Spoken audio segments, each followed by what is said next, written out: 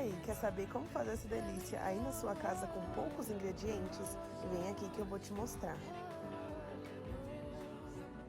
Você vai precisar de um ovo, uma colher de sopa de cacau, uma colher de sopa de aveia e mexe bem até ficar nessa consistência.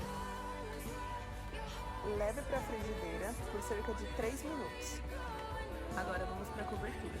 2 colheres de leite em pó, uma colher de cacau e um pouco de água. Agora é só mexer. Se for necessário, coloque só um pouquinho mais de água. Prontinho! Agora é só escolher a fruta de sua preferência e colocar com a cobertura. Fica uma delícia, você vai adorar!